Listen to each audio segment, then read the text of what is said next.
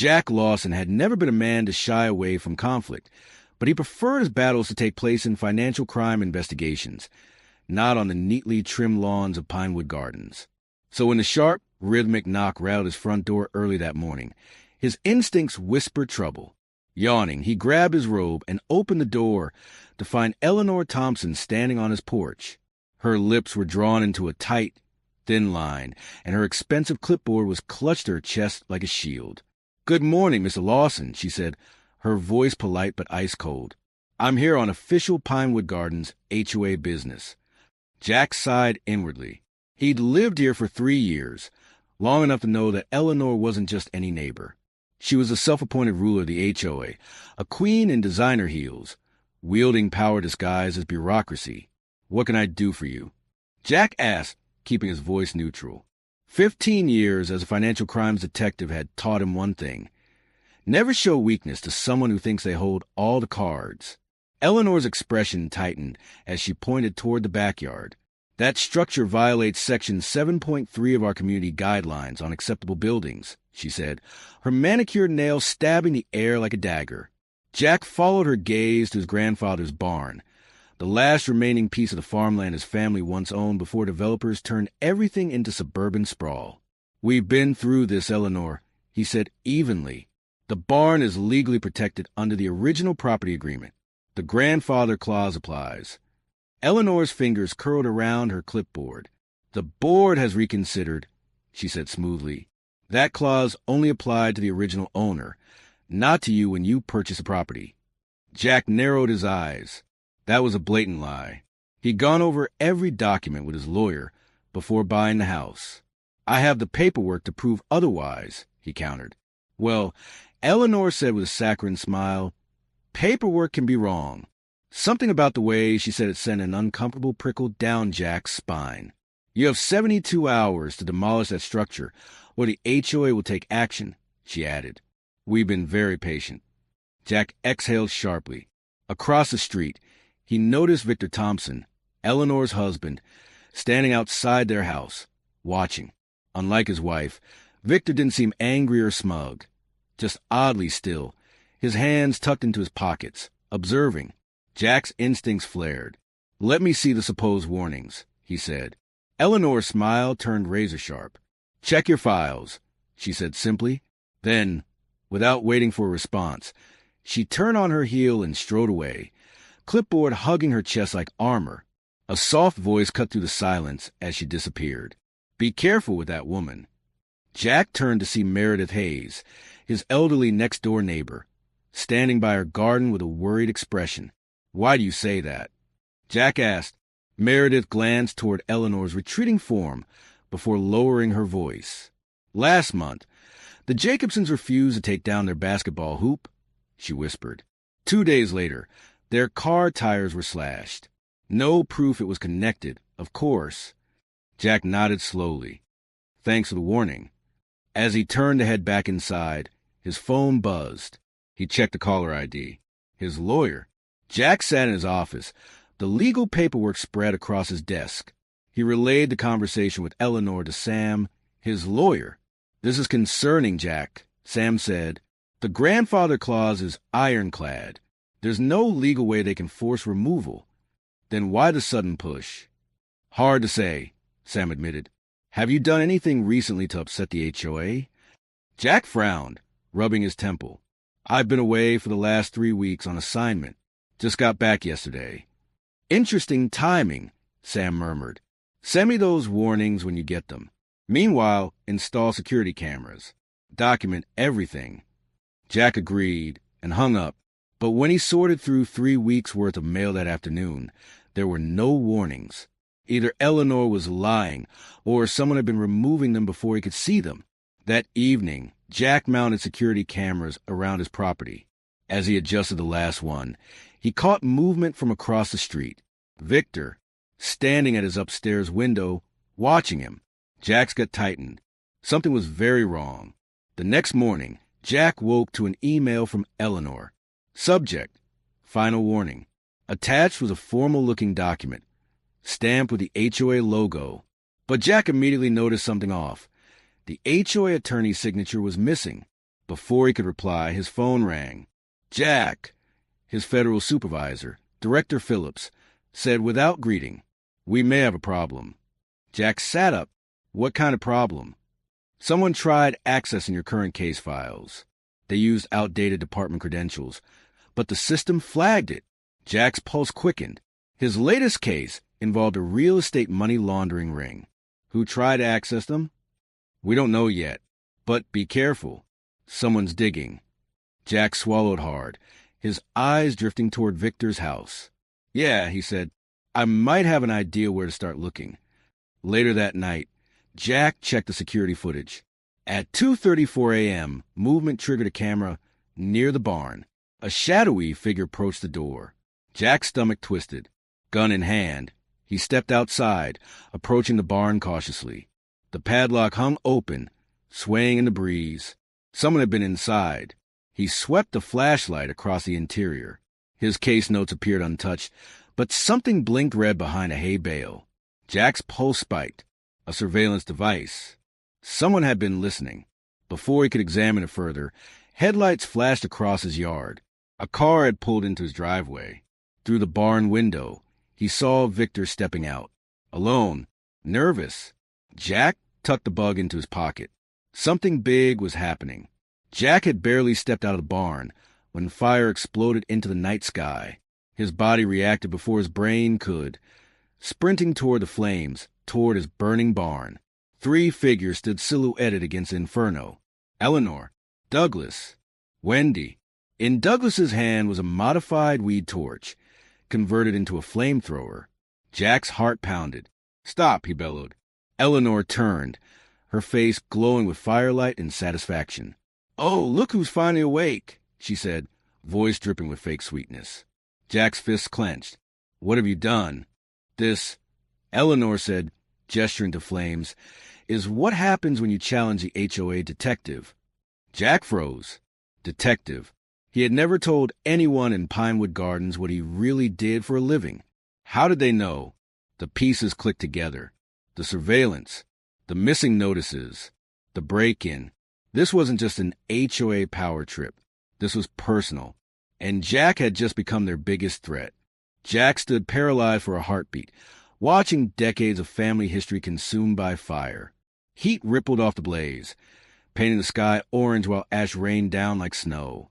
Behind him, sirens howled in the distance. But it was too late. His barn, the one place he'd kept confidential backups for his most sensitive cases, was already collapsing. "Arson," he muttered, jaw clenched. "Deliberate. Precise." Meredith rushed toward him, her slippers soaked from dew, eyes wide and trembling. "Jack," she panted, clutching a robe around her. I called 911 right after I saw the flames." "I know you did. You saw who did this. Tell the fire chief when he arrives." She hesitated. Just a flicker. A subtle shift in her expression. The fire department finally arrived, quickly working to contain the flames. Jack flagged down a police officer and pulled him aside. "I want to press charges. That fire was set intentionally. I have a witness." The officer raised a brow. "Who's the witness?"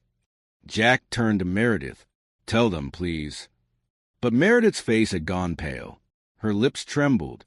I just saw the fire from my window," she said quietly. "It was already burning." "What?" Jack's voice cracked. "You told me." "I'm sorry," she said, eyes refusing to meet his. "I was confused. It was dark." Jack stared at her, stunned. The police officer's expression hardened. "Sir, your HOA filed multiple warnings about fire hazards on your property. We're investigating, but this could have been an accident." "You've got to be kidding me," Jack growled. "They set me up. That warning system is a lie." "We'll note your statement." The officer cut in. "But right now, we don't have evidence supporting arson." Another firefighter handed Jack a citation. Violation of community fire codes. Across the street, Eleanor stood smugly, arms crossed, speaking with the fire chief. Jack saw her glance at him and smile. As the fire was finally subdued and the last embers hissed into ash, Victor stood on the edge of his lawn, watching, His face was unreadable, but something behind his eyes looked like guilt. Something was unraveling beneath the surface. The sun was barely up when Jack returned to the barn's wreckage. The remains of his childhood memories were soaked and charred, and his secure file cabinet was melted beyond recognition.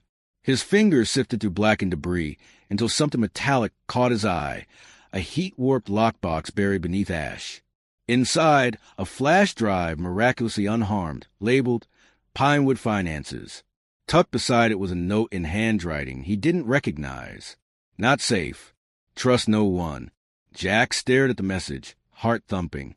Who had placed it there, and when? A voice interrupted his thoughts. Jack! Victor stood a few feet away, arms hanging loosely at his sides. You! Jack growled, rising to his feet. You were watching from your window. You knew. Victor didn't flinch. I'm not here to defend them. Jack stepped forward. You're part of it, Victor, part of this cover-up. Victor hesitated before reaching into his pocket and pulling out a USB stick. This belonged to you. I took it from your barn yesterday. I knew they were going to destroy everything. Why? Jack asked cautiously. Because I can't stop Eleanor anymore, Victor replied. But maybe you can. Jack took the drive, suspicion still brewing in his gut. There's a reason they want your property, Victor added, his voice low. It's not about the barn. It's what's beneath it.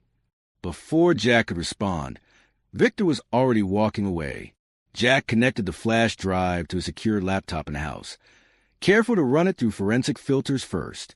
It contained scanned documents, payment ledgers, and irregular HOA financial transfers, huge sums channeled into shell companies, many of which were linked to government contractors, military contractors, and real estate firms near federal installations. He began to map the connections and found a disturbing pattern. Property takeovers by the HOA, forced removals, and repurchases under dummy corporations. The barn wasn't just sentimental real estate. It was sitting on something strategic. His thoughts were interrupted by a message on his phone. Urgent. Credentials suspended. Pending investigation. His stomach dropped. The message was from his supervisor. A voicemail followed. Jack, you're being investigated for financial fraud. Evidence was found in your home. You need to report immediately. He stared at the screen in disbelief. They were framing him on a federal level now. Not just to cover a local arson. This was about hiding something much bigger. And someone inside his own agency was helping them do it. That evening, Jack sat in his living room, lights off, watching the footage from his security system. No new visitors. No new threats. But the weight of betrayal pressed against his shoulders. A soft knock broke the silence. He opened the door to find Meredith, her eyes red-rimmed. I'm sorry, she said quietly. I didn't want to lie. Then why did you? She hesitated, then stepped inside, pulling something from her coat, a federal badge. Because I'm with the FBI. Jack blinked, stunned. I've been investigating this HOA for 8 months, she said. We didn't realize how deep it went until now. You lied to me. I had to. Until now. I didn't know if you were compromised, too. Jack dropped into a chair, trying to make sense of it. Eleanor isn't Eleanor, Meredith continued. Her real name is Elena Volov, Russian intelligence. She's been inactive since 2008, at least officially. Jack felt like the air had been punched from his lungs. And Victor? He used to work in cyber intelligence. He disappeared from government databases years ago. We think he's laundering money and intelligence through Pinewood Gardens. She handed him a file. Inside were photos of Eleanor meeting with high-level individuals, bank records showing offshore transfers, and a network of other HOAs suspected of similar activity. They're not just laundering money, Meredith said grimly. They're watching people, government employees, military contractors. They build trust, then slowly take control of neighborhoods to monitor movement and collect data. Jack stood pacing. They're using HOAs as a cover for espionage. And you, Jack, were just another asset to be neutralized before you discovered the truth. The next morning, Jack woke to glass shattering. A brick had been thrown through his front window with a note. Stop digging or you're next. He and Meredith scrambled to gather everything.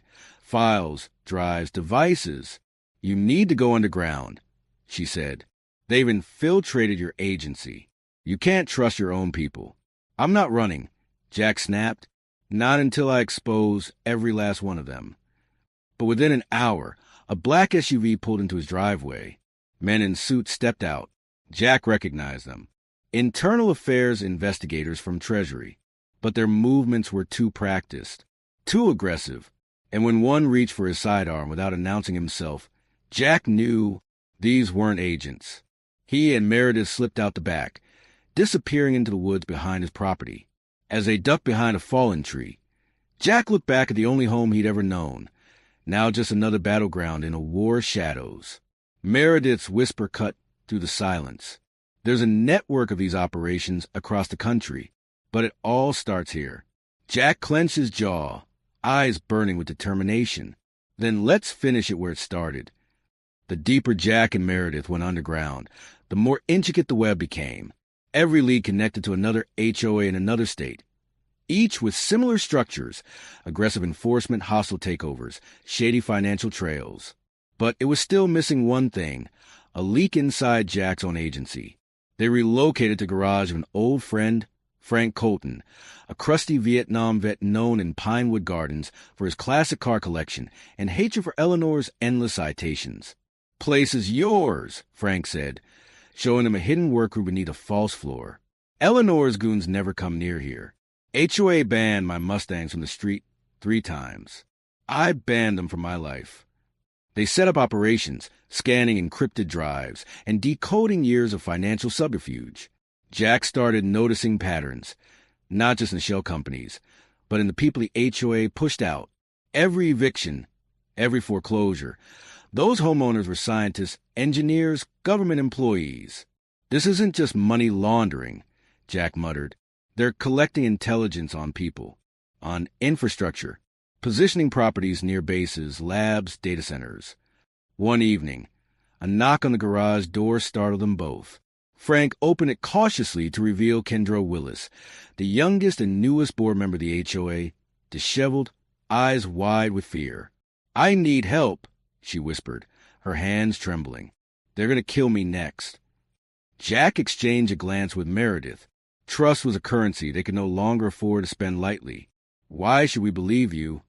Jack asked coldly. "Because I was like you, I thought this was just petty neighborhood nonsense," Kendra said, voice shaking. "Then I found the real ledgers. The payments to shell companies, to someone inside federal law enforcement, codename Gardner." Jack froze. That was the same codename his supervisor had mentioned once in a careless slip during an old case. It all came full circle. "They know you survived," Kendra continued. "They know you're investigating. And they know about this hideout. I tracked Eleanor's car. She's heading here. You've got minutes." Frank pulled up a security feed. 2 SUVs were turning the corner. One held Eleanor. The other held Douglas and 2 unknown men, heavily armed. "They're not coming to threaten," Meredith said, arming herself. "They're coming to finish the job." Jack grabbed the drives, Kendra's tracker and his gun. Frank led them through a tunnel beneath his garage, an old storm drain from a time before Pinewood Gardens was even built. "We'll circle around the community center," Jack decided. "That's where they keep the physical records." "You're insane," Kendra said, running beside him. "They have guns. Guards." Jack looked at her. "They also have evidence. Records. Maps. I don't just want to stop them. I want to take down the entire network. This HOA is the entry point to a national intelligence laundering operation. This ends tonight." They reached the community center and entered through a back door Kendra had a key for. The building was dark, save for one light in the boardroom. Voices filtered through the door, Eleanor and Victor arguing. "We need to destroy everything," Eleanor snapped. "We still have the backup servers," Victor said. "That's our leverage." Jack hit record on his phone and crept closer, capturing everything. Maps lined the table. Military bases, electrical grids, research facilities, all marked with red circles. "This is espionage," Jack whispered to Meredith. Suddenly, a floorboard creaked beneath his foot. Victor looked up. "Did you hear that?" They barely had time to hide before Victor emerged with a flashlight. "Security," he called out. It was a bluff, but they didn't risk it. Meredith nodded toward a side hallway. They crept through until gunfire. Douglas burst through a side entrance, spraying bullets toward them. They dove behind filing cabinets. "I've got him!" Jack shouted and returned fire. A bullet clipped Douglas's leg. He collapsed with a scream, gun skidding away. Kendra ducked into the boardroom and found what Jack had hoped for, a hard drive taped under the conference table. Jack tackled Victor as he tried to flee with a laptop. The two struggled near the edge of the pool outside. The laptop slipped from Victor's hand, skidding toward the water. "No!" Victor dove after it, but Jack tackled him midair. Both crashed into the pool. Victor thrashed as the laptop sank. "It's over," Jack shouted, dragging him to the edge. Suddenly, sirens screamed in the distance. Federal backup had arrived. Meredith appeared, bloody but alive, FBI badge in hand. "Federal agent, everyone down." Eleanor turned to run until Kendra slammed her with a folding chair from behind. "Message from my brother," she said coldly. The takedown of Eleanor's HOA cell triggered a chain reaction across the country. With the intel on the drive and the recorded conversation, the FBI initiated simultaneous raids on 17 similar communities. 32 arrests in the first wave, dozens more in the following weeks. Federal contractor licenses were revoked, corrupt officials exposed. Entire shell companies vanished overnight. Douglas turned state's witness in exchange for protection. His testimony implicated not just Eleanor and Victor, but multiple high-level operatives embedded across state and federal agencies. Victor refused to speak. Eleanor, however, finally cracked, but only after she realized her spy network was gone. HOAs. One federal agent remarked to Jack later, "Who knew neighborhood bylaws would be the face of espionage?" Jack smirked. "That's the genius of it. No one suspects the woman complaining about your mailbox color to be a foreign asset." A month later, the scorched remains of Jack's barn were cleared, replaced by a new concrete foundation. Neighbors who once feared speaking now gathered freely. The HOA was officially dissolved, replaced by a simple community council, with Kendra as chairperson. "Thinking of rebuilding?" Meredith asked, sipping coffee beside him. "Something better," Jack said. "Not just a barn. A neighborhood workshop. Open to everyone. A place where people can build, create, repair together. Community over control," she said softly. "Exactly." As the sun dipped below the horizon, Jack looked out over the street, no longer ruled by fear, but laughter and life. The ashes of corruption had become the foundation of something honest. His phone buzzed. A message from Frank. "Classic car show at the community center. Bring the Mustang." He smiled. "I think I'll keep my day job," he said. "But this feels like home again." That night, Jack stood in the stars, remembering the fire, the lies, the near-death chases, and the quiet war waged behind manicured lawns and HOA bylaws, all from a dispute over a barn. He turned to Meredith. "You know what still gets me?" "What?" No one questioned it. Not one person thought it strange that the HOA had that much power. She nodded. "That's how they win. Not with guns or threats. With compliance, apathy, routine." Jack looked toward the new council meeting at the community center, where residents debated playground equipment instead of surveillance budgets. "That's the real danger," he said. "When people give up their voice because it's easier to let someone else decide." He turned toward his new foundation, heart steady. Because sometimes fighting for your home isn't about the building. It's about defending the freedom it stands on. And in Pinewood Gardens, freedom had finally taken root.